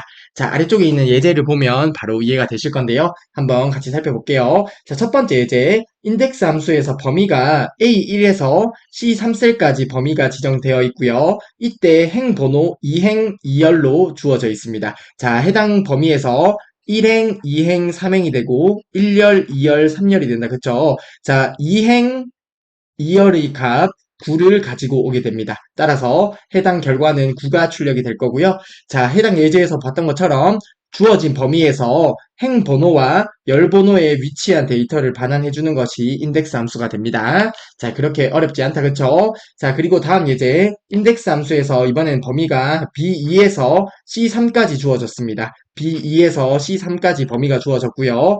해당 부분에서 1행, 2행이 될 거고요. 1열, 2열이 될 거예요. 2행, 2열의 값을 가지고 오라고 하네요. 2행, 2열의 값인 27이 결과로 나오겠네요. 따라서 결과로 27이 출력될 거예요. 자, 인덱스 함수는 보는 것처럼 주어진 범위에서 지정한 행 번호와 열 번호에 위치한 값을 가지고 오는 함수가 인덱스 함수가 됩니다. 자, 해당 함수도 그리 어렵지 않으므로 기억을 해주셨으면 좋겠고요. 자, 11번 문제 보도록 하겠습니다. 다음 중 아래 워크시트를 이용한 수식에 대해서 그 결과가 옳지 않은 것은 이라고 하네요. 보기 1번부터 보도록 하겠습니다. 자, hlookup 함수가 있네요. 자, hlookup 함수는 가로 참조 함수다. 그쵸? 자, 가로 참조 함수가 hlookup 함수가 될 거고요. 이때 찾을 값이 0으로 주어졌네요. 그리고 범위가 A1에서 D7까지 범위로 주어졌습니다. A1에서 D7 영역을 보면 해당 영역의 첫 행에서 값을 찾는 거죠. 해당 부분에 영어를 찾을 수 있네요. 자, 영어를 찾았습니다. 그리고 반환할 행 번호는 2행이 되겠습니다. 1행, 2행에 있는 해당 값을 가지고 오게 됩니다. 따라서 결과로 97이 나올 거고요. 보기 1번의 결과는 맞는 결과가 되겠습니다. 자, 그리고 참고적으로 뒤에 K인수가 빠졌네요. 그쵸? K인수가 빠졌습니다. K인수가 빠질 때는 true 또는 1과 같은데요. 즉, 생략을 하게 되면 기본값으로 유사하게 일치인 true의 값을 가지고 오게 됩니다. 자, 해당 부분은 뭐 그리 중요하지 않은데요. 그냥 생략하면 true가 오구나 정도 생각을 해주시면 될 것 같고요. 유사하게 일치라고 하더라도 일치하는 값이 있으면 해당 값을 찾게 됩니다. 자, 아무튼 그리 중요하지 않지만 hlookup 함수의 사용법은 꼭 기억을 해주시면 되겠습니다. 자, 아무튼 마지막에 인수를 생략하면 true가 오구나 정도 보시면 될 것 같습니다. 자, 그리고 보기 2번입니다. 이번에는 오프셋 함수네요. 자, 오프셋 함수에서 기준 셀이 B2셀입니다. 자, B2셀을 기준으로 해서 시작을 하면 됩니다. 자, 3행 2열 떨어진 값을 가지고 온다. 그쵸? 그러면 아래쪽으로 3칸, 1칸, 2칸, 3칸 가면 되겠고요. 열 방향으로 2칸, 1칸, 2칸 가면 되겠습니다. 따라서 결과로 88이 출력될 거고요. 자, 결과가 잘 나타나 있네요. 보기 2번도 맞는 보기가 되겠습니다. 자, 다음으로 보기 3번 보도록 하겠습니다. 인덱스 함수가 주어졌습니다. 범위가 주어지는데요. A1에서 D7셀까지 범위가 주어지고요. 그리고 행 번호와 열 번호를 지정해 줬는데 3행 2열로 지정했습니다. 자, 해당 영역에서 1행, 2행, 3행, 4행이 될 거고 1열, 2열, 3열이 될 거예요. 그쵸? 자, 해당 부분에 3행에 위치하고요. 3행에 위치하고요. 2열에 위치하는 값이 74를 가지고 올 거예요. 따라서 보기 3번의 결과도 잘 나타나 있네요. 자, 그러면 11번의 정답은 4번이 될 것 같은데요. 4번의 보기를 보게 되면 에어리어즈 함수가 사용이 됐습니다. 그리고 인수로 A1에서 D7 영역이 범위로 주어졌는데요. 자, 해당 영역을 범위로 주어졌습니다. 에어리어즈 함수 같은 경우는 범위의 개수를 구해주는 함수가 됩니다. 자, 해당 범위 자체를 보면 범위는 한 개잖아요. 한 개예요. 그쵸? 그래서 답이 1로 출력이 될 거예요. 따라서 보기 4번의 보기가 잘못된 보기라고 보시면 될 것 같고요. 자, 범위가 이렇게 주어지면 범위가 두 개인 거죠. 자, 아무튼 보기 4번처럼 범위가 하나인 경우에는 그냥 결과로 1이 출력될 거예요. 자, 참고적으로 에어리어즈 함수는 시험 문제에 거의 출제가 되지 않습니다. 그냥 이런 함수가 있구나 정도만 보고 넘어가시면 될 것 같습니다. 자, 아무튼 11번의 정답은 4번이 되겠고요. 자, 에어리어즈 함수는 범위의 개수를 나타내는 함수로서 영역이 한 개이기 때문에 1이 출력이 될 거예요. 따라서 11번에서 잘못된 보기는 4번이 되겠습니다. 자, 이번 시간에 함수 관련한 기출 문제와 함께 관련된 함수들을 학습했었는데요. 자, 함수 첫 번째 강의를 들어보니까 아무래도 많은 학생들이 어려워하는 이유가 이해가 되시죠? 함수 부분은 이해를 바탕으로 하는 내용들이 많기 때문에 해당 부분에서 어려워하시는 학생들이 많은 게 사실입니다. 하지만 강의 초반부에 말씀드린 것처럼 이해를 하면서 보면 오히려 함수가 재미있는 부분이 될 수 있고요. 그리고 함수는 답이 명료하게 나옵니다. 그래서 오히려 함수 부분을 잘 학습하면 점수를 얻을 수 있는 부분이 함수 파트가 되거든요. 그래서 조금 처음에 이해할 때 어렵더라도 이해를 하다 보면 재미가 붙게 됩니다. 자, 아무튼 재미를 붙여서 학습을 하셨으면 좋겠습니다. 자, 이번 시간에 학습하셨던 것처럼 함수 2번과 함수 3번도 재미를 붙여서 잘 학습을 해주셨으면 좋겠습니다. 자, 아무튼 이번 시간 정말 수고 많으셨고요. 다음 시간에 함수 2번과 3번 강의로 같이 함께 하도록 하겠습니다. 이번 시간도 정말 수고 많으셨습니다.